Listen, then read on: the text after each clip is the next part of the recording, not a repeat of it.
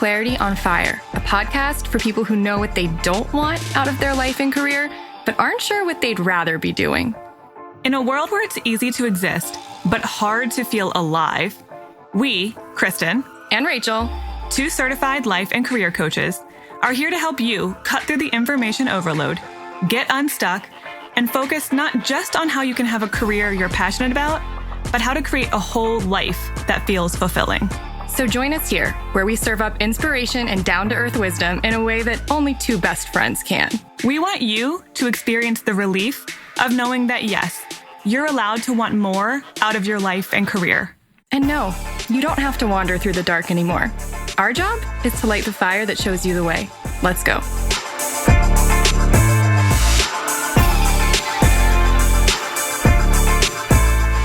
Do you know what Rachel and I love the most of all? Hot men brooding on cliff sides? Second to that. Okay, what?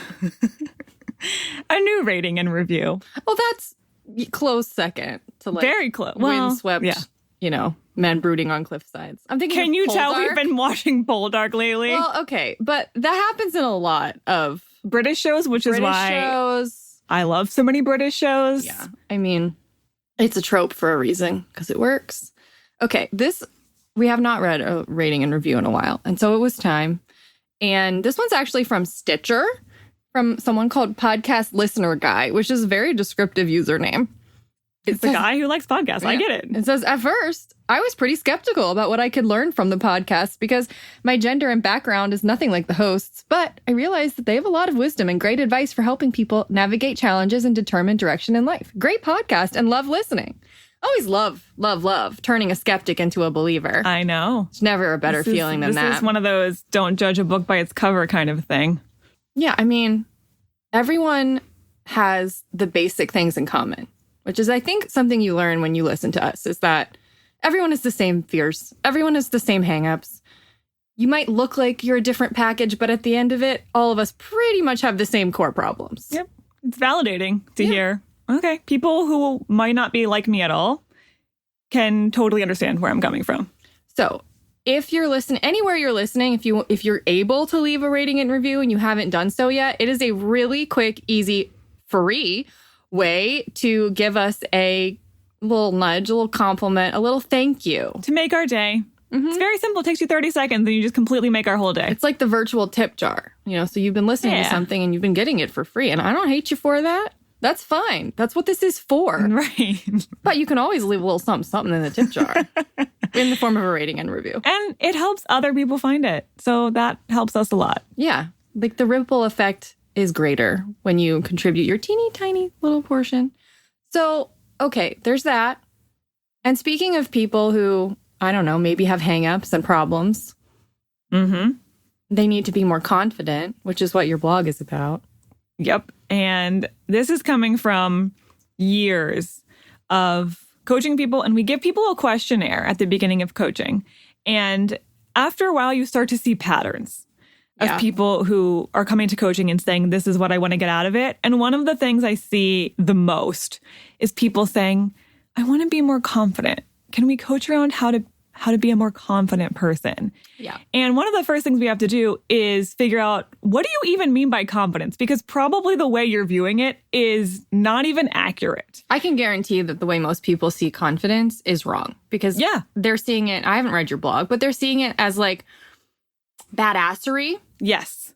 And loudness and brashness and like, balls to the wall or bold. Whatever. Yeah. Yes. And honestly, I think that's faux confidence. Usually it is.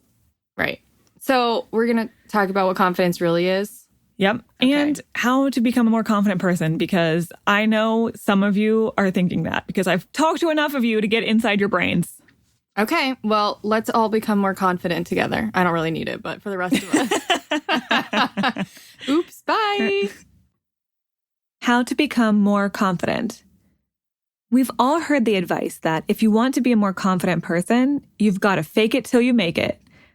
As in, if you pretend to be confident for long enough, eventually you'll actually feel confident. Who knows? Maybe that works for some people. But I think for most of us, faking confidence when we're not feeling it just makes us feel Well, fake. A client of mine has been role-playing the confident, bold girl boss at her latest job. In her mind, confident people are the ones who walk into a room and immediately take charge. They're the ones crushing it at work and doing it all in life in general. So she's been trying to act the part, and from an outside perspective, she's doing it quite convincingly. The thing is, she's a ball of anxiousness on the inside. She feels like a fraud. She's constantly worrying that it's all going to come crumbling down around her, and she's tired and overwhelmed all the time. Her attempt at becoming a more confident person isn't working. It's because she's going about it entirely wrong. In fact, her whole concept of confidence is skewed, as is most of ours. Confidence isn't about being the loudest, boldest person in the room. It's not about doing it all or crushing it in life. It's not about being fearless or never having doubts. It's about something much deeper and far less sexy. Confidence equals self-trust. The thing I've noticed that all truly confident people have in common is that they trust themselves. They trust themselves to be authentic no matter what the situation is. They trust themselves to advocate for their own needs and desires. They trust themselves to bounce back from failures, challenges, and setbacks. They trust themselves to make good decisions. They trust themselves to follow through on their goals and intentions. The reason why confident people seem so grounded, solid, and self-assured is because they trust themselves to handle whatever life throws their way. It's not that they believe they're immune to failure or rejection or embarrassment or things generally falling apart, as in the things most of us are constantly fretting about. They just trust in their ability to pick themselves up, brush themselves off, and keep moving.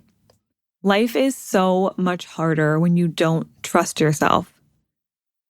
When my clients come to me saying they want to be more confident, what they're really saying is that they're tired of feeling anxious, constantly worrying, and getting stuck in analysis paralysis. All signs that they're seriously lacking in the self-trust department. Here are a few telltale signs that you could do with a bit more self-trust. You often feel anxious and you're a bit of a worrywart. You're afraid of change, so you're unwilling to rock the boat, even if you're not super happy in your current situation. You crave other people's praise and validation. You're indecisive, so you seek other people's advice on decisions, big and small, in your life. Once you finally do make a decision, you're constantly second-guessing yourself and wondering if you made the wrong choice. You're a master procrastinator who has trouble following through on things you intend to do. Or you're a control freak who needs everything to be just so, or else you feel stressed and frantic. If you relate to even a few of those symptoms, you know how exhausting it is to not trust yourself. You're not doomed to be an anxious person forever. The good news is you have every ability to become a more confident, self-trusting person. You weren't born a worrywart, and you don't have to keep living with constant low-grade anxiety. Here comes the not sexy part. Building self-trust takes time. Think about your closest friend in the world, the person who knows you better than anyone on the planet. You didn't divulge your deepest, darkest secrets to that person within 15 minutes of meeting them. They started out being a complete stranger. It took time for them to earn your trust enough for you to share your inner world with them and know that you can rely on them in a crisis. Building self-trust is the same way. You've got to prove to yourself that you're someone who is worthy of trust in the first place. It's simpler to do than you might imagine. Don't mistake that for easy, though. You're going to have to get uncomfortable and drum up some serious courage. How to improve your self-trust and become more confident. Do things that scare you.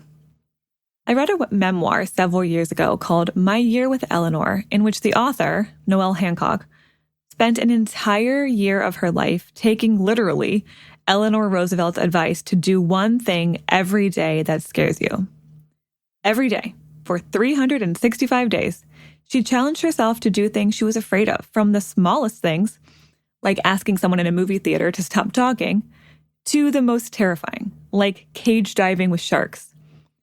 At the start of the year, she was crippled with anxiety and barely left her house. And by the end of the year, she felt more confident than ever before in her life. That's because doing hard, scary things builds resilience, which is a key ingredient in self-trust. Keep your commitments to yourself. A big part of trust, in yourself and others, is believing in someone's reliability. So if you have a pattern of setting goals for yourself and not following through, then your self-trust is going to take a hit. The reason so many of us struggle with follow-through is because our expectations of ourselves are way too high. So it's impossible to not fall short. Instead, try making small, attainable commitments to yourself, like drink 8 ounces more of water a day or get in bed 20 minutes earlier each night. By the way, listen to our podcast episode about all or nothing thinking from October 2018 for more examples. And then congratulate yourself when you follow through, no matter how simple it was. As you prove that you can rely on yourself for the little things, it'll be easier to trust yourself with the big stuff. Rewrite your story as a hero's journey. A client of mine believes she's not trustworthy with money. She desperately wants to make more, but a part of her is afraid she won't handle it wisely, so she's been keeping herself stuck. The thing is, it was clear to me that she's actually very responsible with her money, and I know she's overcome a lot of financial hardships in her life. She just couldn't see it. So I asked her to write out her money story from a third-person perspective, placing herself as the heroine in the story who faced challenges and came out on the other side stronger, wiser, and victorious.